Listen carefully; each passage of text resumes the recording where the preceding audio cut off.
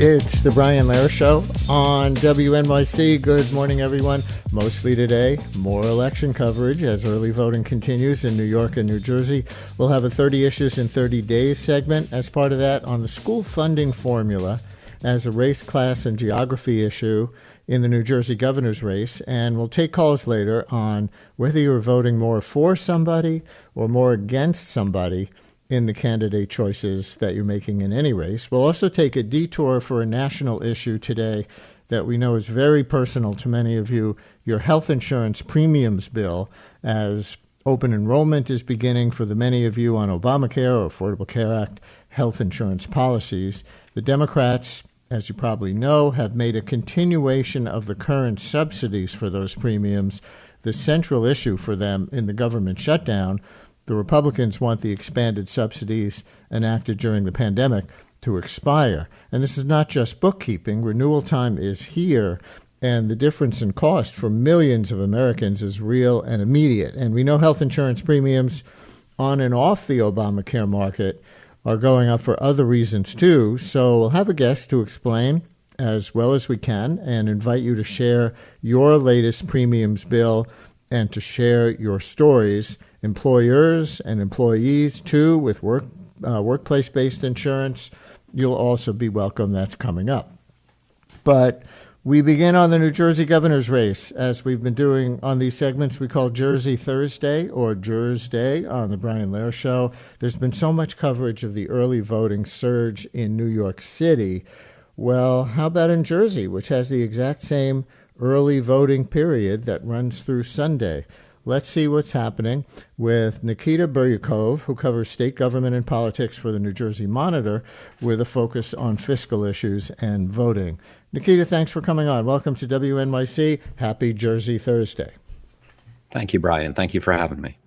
And listeners, will do on the Jersey side what we did on the New York side earlier in the week and invite last-minute deciders. If you decided between Cheryl and Chitterelli only in the last 2 weeks, that's our time frame, last 2 weeks, give us a call and say what held you back that long and which candidate you finally chose. 212-433-WNYC, 212-433-9692. The committed, the faithful, the volunteers, the canvassers, sit this one out.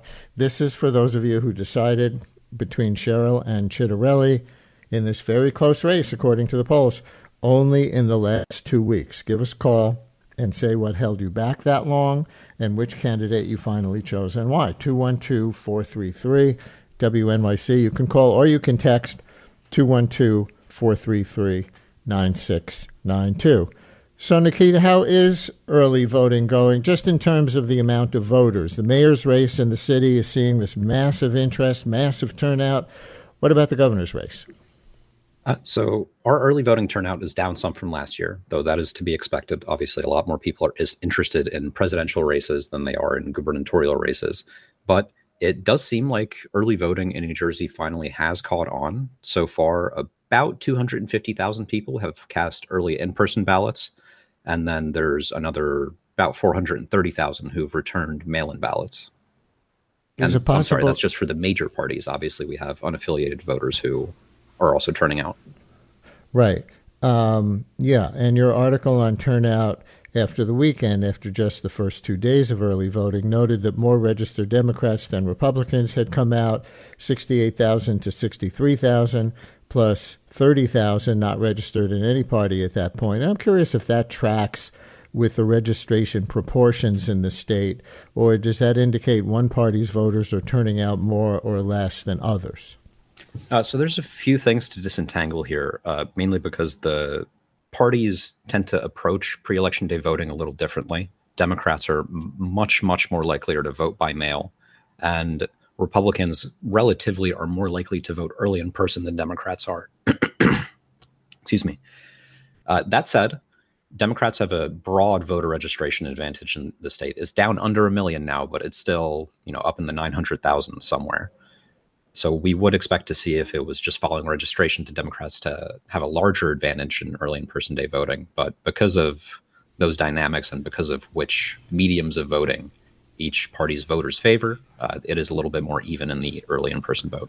Right. How does the early voting turnout compare, not just with last year, because I think everywhere the presidential election year turnout would be more than for local elections, but with the last governor's race, Phil Murphy versus Chitterelli in 2021, if you have anything on that? Sure. So this is actually a comparison that I would advise against making, just because in 2021, that general election, that was the first time that New Jersey had early in-person voting, and really almost no one used it. And people kept not really using it until last year's election, when we saw a swell of early in-person turnout around the presidential race. Interesting. What about mail-in voting then, in that respect? Mail-in voting is now kind of permanently popular here in New Jersey, because we do have a law that if you request a mail-in ballot one year and you don't tell them to not send you one the next, you'll get one in the mail the next year. But mail-in voting is popular, especially among Democrats. I can't think back offhand to the turnout numbers in 2021, but I don't see anything in the data from this year that really represents any major changes. Democrats still use it a lot. Republicans still use it, but considerably less. Unaffiliateds use it to some degree, similar to the Republicans. And really the return rates among parties are fairly similar, though Democrats have started pulling a little bit ahead in that arena. The driver of turnout in the city seems largely to be strong feelings for or against Mamdani. Would you say there are not the same strong feelings on either side in the governor's race to drive a big surge? People care. People seem to care a lot, though obviously it's not to the same degree that people care about the presidential race. This is an important election, and New Jersey's gubernatorial elections do generally see higher turnout than the rest of its off-year elections for other state offices. You also track by county, and you tallied after the weekend the most voters showing up in Monmouth County, followed by Bergen, Ocean, and Morris. Is that any different from where people tended to vote early the most last year? And given Democratic and Republican voters tending to live in different places, does that give you any clues about how it's going so far? The results are, or I guess the counties that are seeing the most early voting are pretty similar to last year. I think a couple may have shuffled in the top three slots, but overall they're pretty similar. And I do want to say that I would recommend everyone avoid drawing any hard conclusions from these pre-election day returns. We may know the party affiliations of people returning mail ballots or casting early in-person votes, but we don't actually know how they voted. And we have very little idea of what turnout is going to look like on election day. Typically, Republicans who vote less before Election Day vote more on Election Day. Right. And one of the biggest trends in the presidential election in Jersey last year was the fall off in Democratic voters. Kamala Harris won the state, but Trump came closer than he did in 2020, not so much because he got a lot more votes, but mostly because Harris got hundreds of thousands fewer votes than Biden did in his race. So do you have a sense by now demographically of who those non-voters tended to be, meaning those who voted for Biden in 2020 but didn't vote at all in 2024, and if you can see them coming back at all this year? I don't have that level of granular insight to the voters turning out this year. I haven't done the work to go dig through the voter rolls to figure that out. But it does seem like there has been an uptick in enthusiasm among Democrats if we're just looking at the early vote returns. So to illustrate that point, by the end of the early voting period in 2024, counting mail ballots and early in-person votes, 55% more Democrats turned out than Republicans. At this point in this year's early voting period, that number is 95%. So it does look like there's some enthusiasm on the Democratic side that maybe wasn't quite there last year. If you're just joining us, Nikita Biryukov, who covers state government and politics for the New Jersey Monitor, as we talk about endgame issues and developments in the New Jersey governor's race. We're going to play some ads that are running in the last minute and talk about some of the rallies that they're both having. But here's a potentially major development that might have implications even beyond New Jersey and beyond this year. Nikita, I see you reported on this announcement from the Trump administration that they're sending election monitors to Passaic County, acceding to a request from Republican officials in the county. Now, for listeners who don't know, Passaic is, let's say, north and west of the George Washington Bridge, including the city of Paterson, an immigrant-rich area, as some of the coverage has noted, plus municipalities like Clifton and Wayne and Little Falls, and further out up to Pompton Lakes, Wanacue, Ringwood, West Milford. The monitors will focus on mail-in ballots, I see, and Democrats are concerned it's a form of voter intimidation. Can you tell us in more detail how many federal monitors are involved and what kinds of monitoring they're doing or will be doing? Unfortunately, I really can't. The Department of Justice, when it made this announcement, didn't give a ton of detail about why they were sending these people in or what these people would be doing. Based on their remit, they really should just be observing. And obviously, there are officials from both parties in these polling centers and the places where ballots are stored and counted. So, there'll be eyes on them, but they haven't really said why it is that they're here.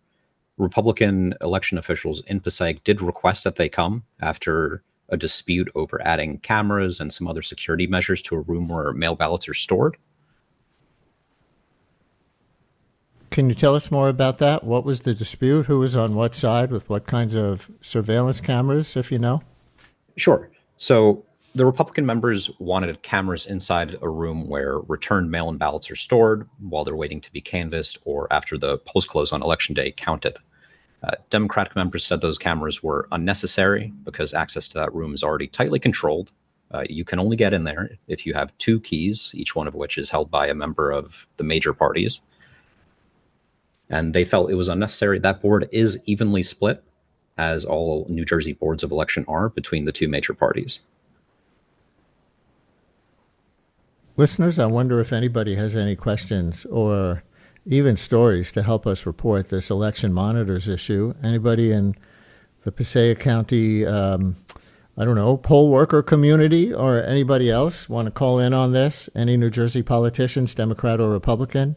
Say why you're for this or against this, or what the implications are for a fair vote count of mail-in ballots or voter intimidation, depending on your point of view. 212-433-WNYC, 212-433-9692. Call or text, or with questions about this. Nikita, you quote Democratic State Attorney General Matt Platkin saying the Trump administration has not even attempted to identify a legitimate basis for this. How specific has the Trump administration gotten? So not really at all. Their announcement that they were sending in these monitors essentially just said, we're sending in these monitors, and then various things about protecting the vote. They didn't really name any allegations or any specific concerns about election security in Passaic County. Though I will note, the county does have a history of voter fraud allegations, particularly in local races in Paterson, the state's third most populous city. Back in 2020, Alex Mendez and Michael Jackson, both councilmen in Paterson now, were charged with ballot fraud and some related counts. Chiefly, they were accused of exceeding the state's limit on how many ballots a bearer can carry. In New Jersey, that number is 3. And prosecutors said they far exceeded that, and also charged that campaign aides destroyed some mail ballots that were marked for opponents, and in at least one case, fraudulently filled a mail-in ballot. Those cases have worn on very slowly. Prosecutors just this April refiled charges against Mendez in a superseding indictment. Neither of the men have been convicted, and they both deny guilt. It's also important to note that observers or cameras in the storage room wouldn't necessarily do much to stop the type of voting fraud alleged to have happened in Paterson 5 years ago. And your article on that notes that these mail-in ballot fraud allegations in 2020 were very minor. They reran the 2 races for Paterson City Council, and the same candidates won. And you wrote the judge in the case actually found there was no voter fraud to begin with. So why did they rerun the election? I'm going to quibble a little bit on the phrasing. It's not so much that the judge found there was no voter fraud. It's that the judge did not make a finding of voter fraud in the same way when someone's in a criminal trial, they're found not guilty, they're not found innocent. And I'm sorry, could you restate the question, Brian? Yeah, I well, let's see. The part of the question that you want restated, I guess, is what what what more specifically, what were these allegations of voter fraud? And I understand your distinction between the judge did not make a finding of voter fraud or the judge made a finding that there was no voter fraud. But this involved just something about 3 ballots. Did I see that number in your story? Sure. So that number 3 refers to the limit that a ballot bearer can, how many ballots they can deliver. So in New Jersey, say if you have a family member who is disabled and can't get around easily, state law allows you to, after they fill their mail-in ballot, it allows you to take them and deliver that to election officials, however you want to, through the post, through a drop box, or by hand. But you can only do that for up to 3 ballots, not counting your own. And the accusation here is that the campaigns of those 2 Patterson officials far exceeded that number. And among other things, they are accused of far exceeded that number. Yes, Okay. yes, and they're accused of either destroying mail-in ballots that did not vote for their candidates, or in very few cases, actually filling in someone else's mail-in ballot for their people and submitting that. And remind me, were those candidates accused of that Democrats or Republicans? I believe Patterson holds nonpartisan elections, but it's a large city in New Jersey, so ideologically they would lean toward the Democrats. You describe Passaic as a heavily Democratic county that flipped to Trump last year.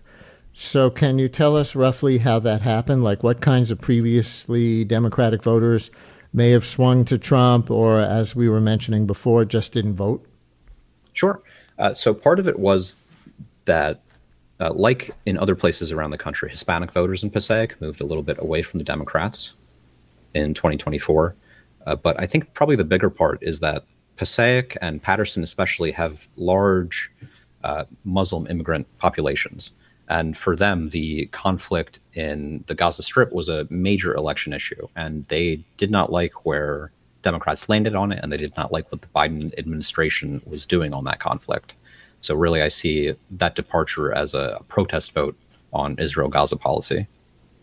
And we'll see, I guess, if some of those voters sort of, quote, come home to the Democratic Party in the gubernatorial election, or if they continue to vote Republican, or if they stay away. You wrote that Platkin's office, State Attorney General Platkin, is considering he's weighing options to prevent this Trump election monitoring from turning into voter intimidation. Do you know what kinds of measures he might take? I will say, to my knowledge, no suit has been filed there, but I imagine they would seek some sort of probably preliminary or temporary restraint to stop those monitors from being deployed. I'm not sure what their legal arguments would be in such a case because I'm not wholly familiar with the authority the Department of Justice's Civil Rights Office has to deploy these monitors. But I would take the fact that, the election is just a handful of days away now, and that no suit has been filed as a sign that maybe they're going to be here to stay for this race. Kate in Montclair is calling in on the monitors. Kate, you're on WNYC. Hello. Do we have Hello, Kate in I hope I Montclair? haven't left it. Oh, there we go. Okay, thank you. We have you. Can you hear me? Okay. I can hear you. I hope the radio isn't on. I'm just really afraid of the monitors and really afraid of what Trump is doing nationally, but I'm just scared that he's going to mess with the election, and this is a really important gubernatorial election. And that's my thought. Thank you very much. That fear, and this may be beyond your beat as, a state politics reporter for the New Jersey Monitor, but I think that fear extends to the possibility, at least hypothetically, that Trump is using this as kind of a test run, or the Trump Justice Department is using this as kind of a test run to see how much pressure they can put on mail-in balloting next year in the midterm elections nationally. Any indication of that you can see, or that Democrats are even alleging at the county or state level? Not that I've seen so far, but I would point out that the Trump administration does have a practice of pushing and testing boundaries in a way that's not really dissimilar from this one. We've seen it with firings within the military service branches. We've seen it in terms of changes at the White House itself. So I wouldn't be surprised necessarily if that is the ultimate thought behind these actions, but really I have no visibility into their thinking on this. Here's Dave, a Passaic County poll worker in Clifton. You're on WNYC. Dave, thanks a lot for calling in. Yeah, hi, thanks, Brian. I'm a long-time listener, first-time caller. Go ahead. Glad you're on. Yeah, so, no, as I was saying to the screener that as far as I know, we haven't seen any evidence of monitors, but in any event, there is a rule that they have to be 100 feet away from a polling station. So that's something that is normally enforced anyway. I'm not sure exactly what monitoring means in any event. So that's one of the issues. But as far as we can see, so far the polling's being unaffected. So that's good. I can't speak I can't speak for all of it, but what else can you tell us as a poll worker that you're seeing in terms of turnout or enthusiasm or whatever else might be striking you as people come through? Well, my understanding, because I don't work, I haven't worked this week, but my understanding is that turnout's been pretty good. So, Dave, thank you very much for checking in. Yeah, so there's that rule, Nikita, that you need to be, what was it, 100 feet or more That's from actually the poll? 200 feet now. We raised it fairly recently. Okay. Which raises the question of how do you even monitor? I know we touched on this briefly before, but maybe you have more on it. How do you even monitor mail-in ballots? It's not by standing outside the polling place, I presume, because the ballots are coming in the mail, since that's the mission of this Justice Department monitor team. Yeah, I'm not really sure what the monitors are hoping or not hoping to find, but you are right. There are some ways to spot irregularities, but these come down to things like signature matching or the way a given mail-in envelope has been, repackaged and returned. Maybe they're there to see if someone carts in a bunch of mail-in ballots that seem to come from nowhere, but really that's not the sort of thing that happens. When we continue in a minute, we'll talk about how Sherrill and Chitterelli are closing out their campaigns with attack ads. We're going to play one or part of one from each, and big name endorsements and appearances. You might be surprised at some of the people showing up at the last minute relevant to the New Jersey gubernatorial race and what the national implications are. A lot of the national media is saying since there are only 2 gubernatorial races this year, New Jersey and Virginia, they are bellwethers to some degree for how voters are feeling about Trump. Don't know if that's true. We'll get our guest's impression. 212-433-WNYC if anybody else wants to weigh in on any of this. Who's listening right now, stay with us.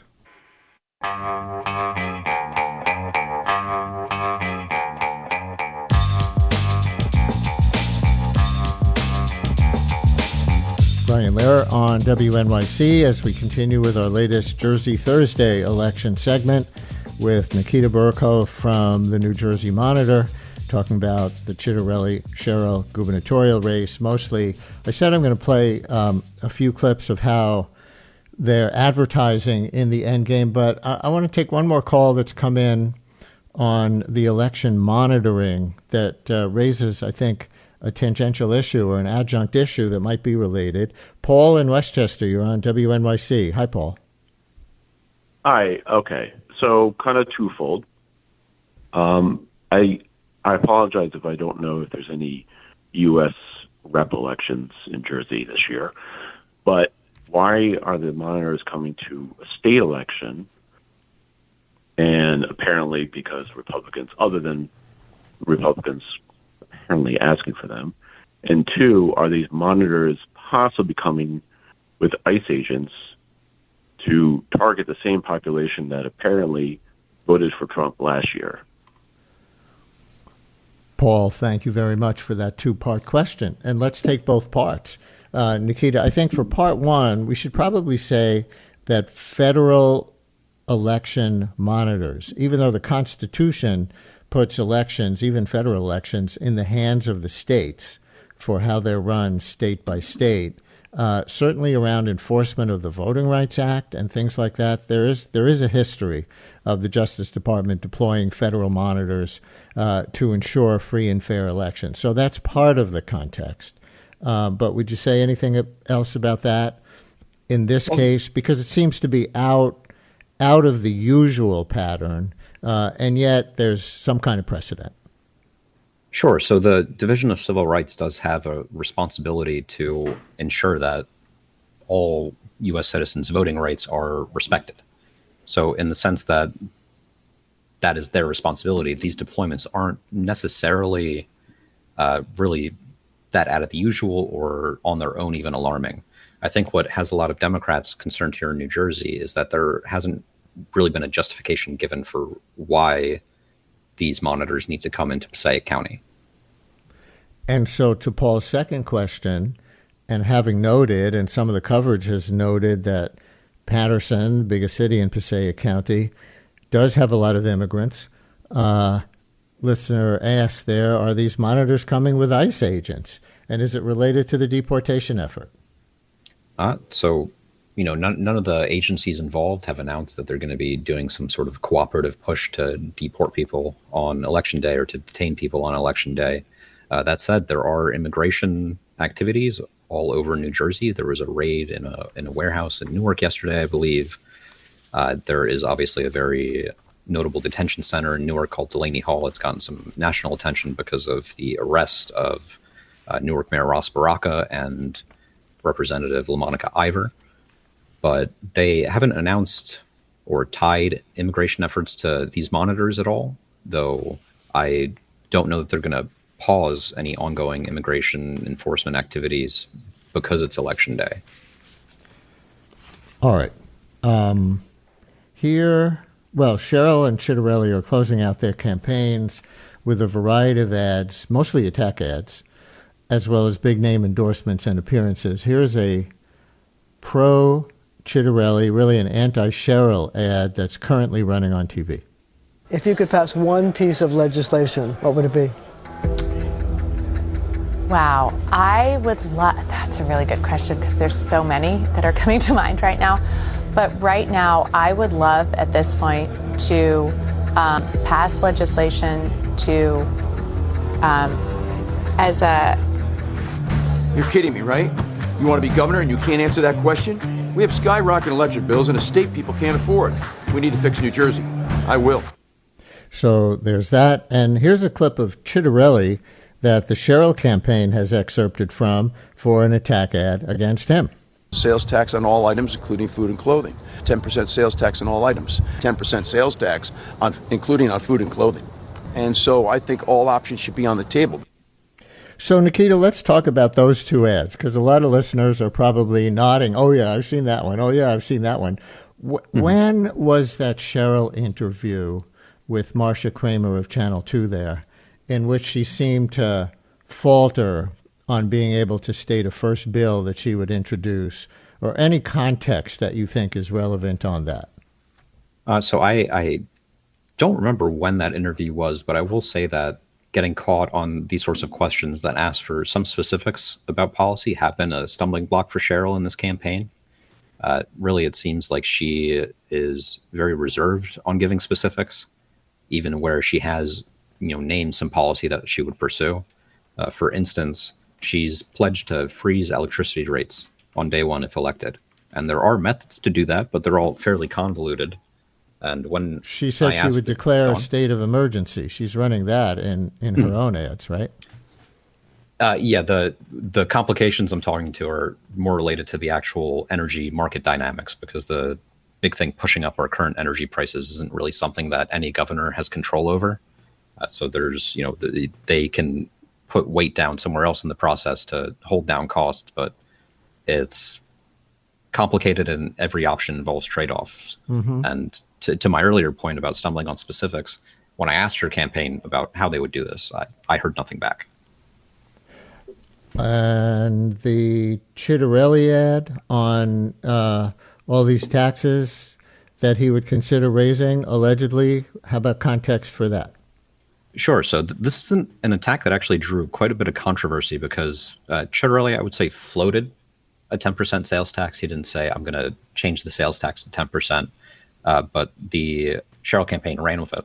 And he's denied that he would do it. And really, some people see that ad as the one that kind of sent the tenor of the campaign down the drain. I'm not sure if I fully agree there, but Chitterelli's campaign certainly took offense to that. And you could say that, but for that ad, perhaps the temperature of this race would be a little bit cooler. And I just looked it up, and the Marsha Kramer Sherrill interview appears to have been from May. So it was certainly during the election cycle, deep into the election cycle as they headed toward primary day. How else are they closing out their campaigns? Are they emphasizing any proposals to make things better for New Jerseyans, or have both campaigns figured out, or at least decided for themselves that attack ads are the main way to go in these last days? So it is a mix. They are pointing to policies on things like energy and taxes to make their closing case in these last days, but mainly it is a tax. Obviously, the tone of this gubernatorial campaign has been fairly acrid for a fairly long time. I wouldn't say it's the most negative I've ever seen. That prize probably still goes to the 2018 race between then Senator Bob Menendez and former Celgene CEO Bob Hugin. But it's definitely been a muddy race. And the goal of negative ads like this generally isn't to persuade anyone to come out and vote for your candidate. It's to dissuade people from coming out to vote for the other side. The idea is that if voters find both candidates detestable, they're not going to vote for either. And the same is true for partisans who may never consider crossing over. If they're made to hate their party's candidate, they're less likely to come out and vote. Listener asks in a text message, back to the election monitors, why not ask the New Jersey Attorney General's office to send monitors to monitor the monitors? Also, unexpected benefit, if monitors have nothing to report, the Republicans will look foolish.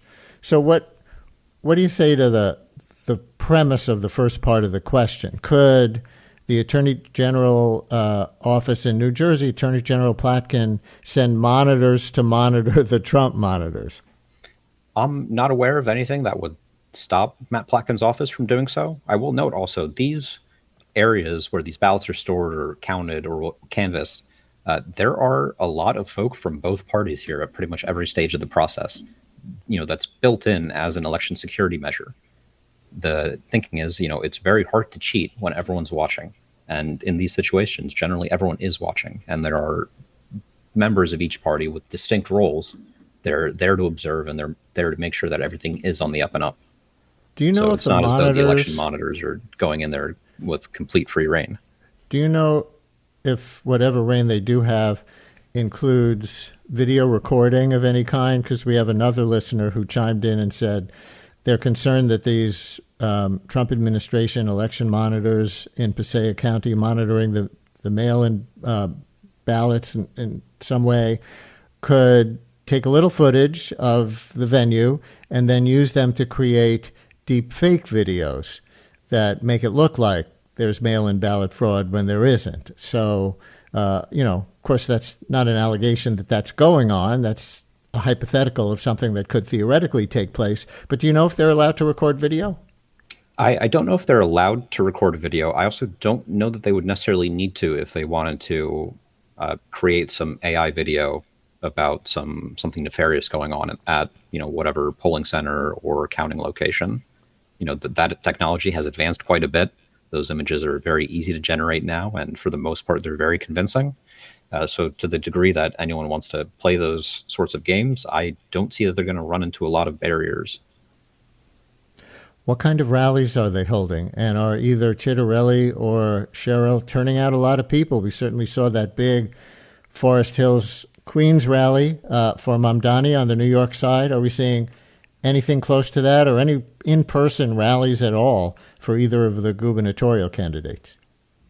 Yeah, so really making sure people turn out is the campaign's main focus at this point. That does mean canvas launches or rallies where the candidates themselves or some of their surrogates go to speak. That also means mailers that say, hey, election day is Tuesday, but you can vote early today. Another thing that I found a little bit odd, just because I don't really understand it, is both candidates are currently doing bus tours where they have a bus wrapped with, images of themselves. I'm not really sure why they're doing it, but I imagine the fact that they both are means it's seeing some sort of success. And endorsers. We talked about Trump on the Chitterelli side. I see that there are a number showing up in one way or another. You can tell me if they're in person or on video, in what way, for Cheryl, Governor Whitmer of Michigan, Governor Shapiro of Pennsylvania, who's another one, Pete Buttigieg, and former President Barack Obama. In fact, they made an ad. Here is a pro-Cheryl ad featuring the former president. Hey, New Jersey, this is Barack Obama, and I want to talk to you about my friend Mikey Sherrill. Mikey is a mom who will drive down costs for New Jersey families. As a federal prosecutor and former Navy helicopter pilot, she worked to keep our communities safe. Mikey's integrity, grit, and commitment to service are what we need right now in our leaders. Mikey Sherrill is the right choice for your next governor. So go vote by November 4th. Can you do political analysis of that ad? Like, whose vote do they think Barack Obama moves in 2025?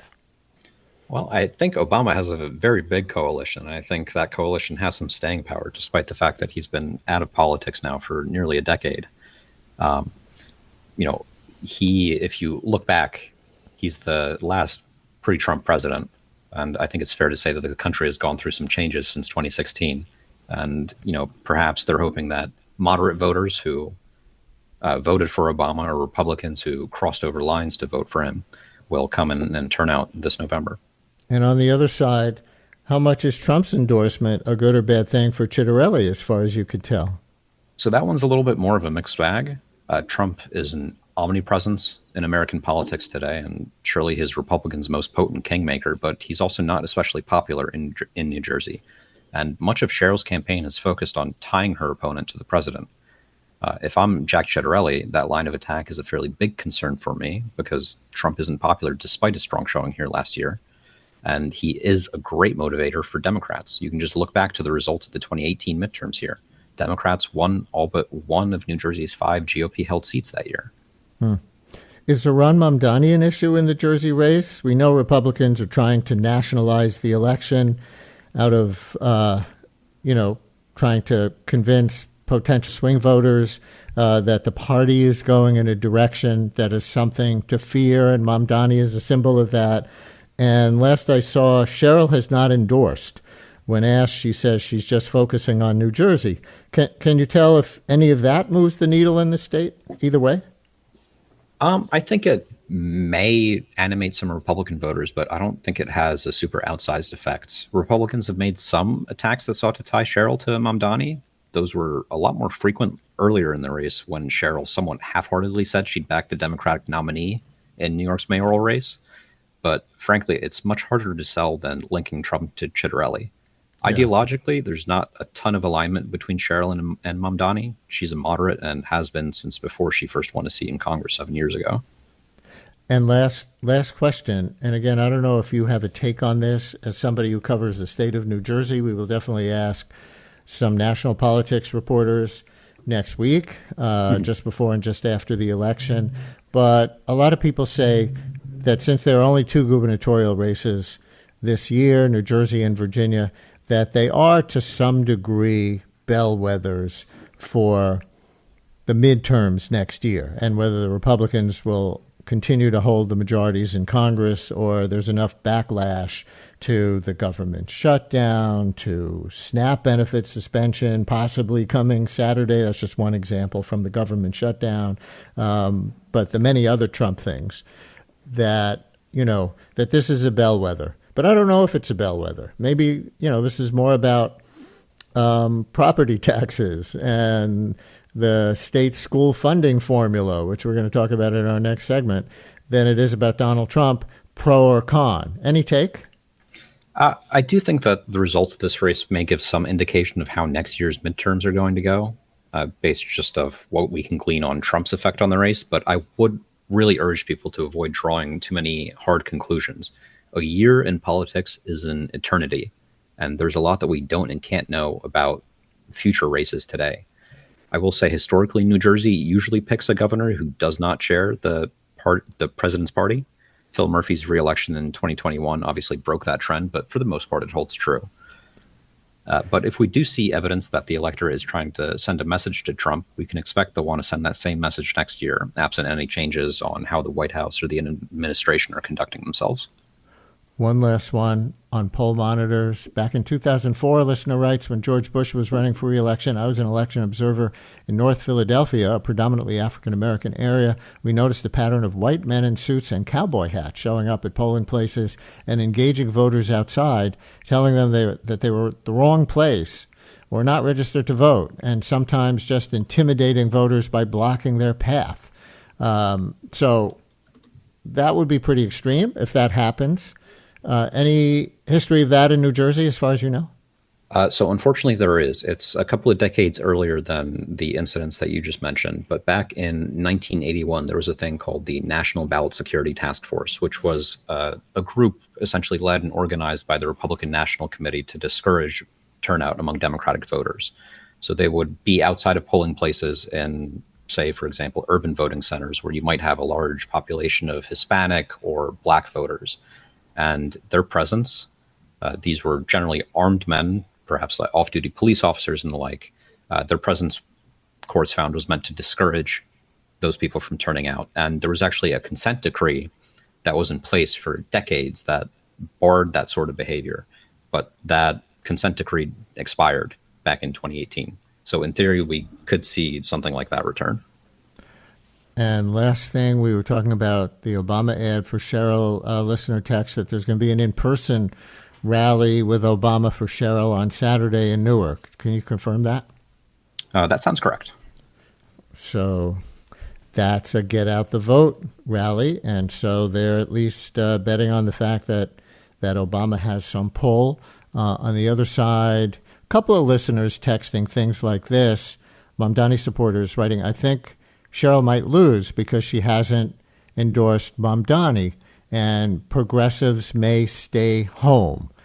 That's a push and pull for her, right? She's always tried to look moderate, as you were describing before, but on the other hand, part of the base that she might need to turn out may not get enthusiastic enough. So that's a tension she's been dealing with, right? Sure. And really, there has been a lot of, or I guess a lack of enthusiasm from those sectors of the party that are more progressive. But I think generally, and probably her campaign is making the same calculus, generally, I think going for moderates is a more effective strategy simply because there are more of them and they tend to vote more often than progressives do. Yeah. And I don't know that New Jersey voters really are overly concerned about who the mayor is in New York City. Yeah, but no, those kinds of policy platforms, though, is what I think the listener was getting at. And I guess the opposite side of that would be, are there Republicans who are concerned that Jack Ciattarelli is not MAGA enough? He hasn't always been MAGA enough, but I don't know if there's any daylight left there, the way he's been running this campaign and Trump has been coming out for him. What do you think? Yeah, 4 years ago when Jack was running for governor against Phil Murphy, I think that would have been a greater concern. But since then, he's really tied himself to the president in ways that simply wasn't true. I think for him, maybe there's a concern about getting outflanked by some other folk on the right that aren't the president. For example, Bill Spadia, who's a radio host here in New Jersey, who sought the nomination or the Republican nomination, I should say. He lost big time to Ciattarelli. He did. And he doesn't seem to have gotten over that fact because fairly commonly on his radio show, he's attacking the now Republican nominee. Oh, interesting. So to the extent that particular conservative talk show has pull in New Jersey, that's a negative to the right for Jack Ciattarelli. All right, we leave it there with Nikita Biryukov, who covers state government and politics for the New Jersey Monitor. Thanks so much for joining us today. Good luck covering the rest of the race. Yeah, thanks again for having me.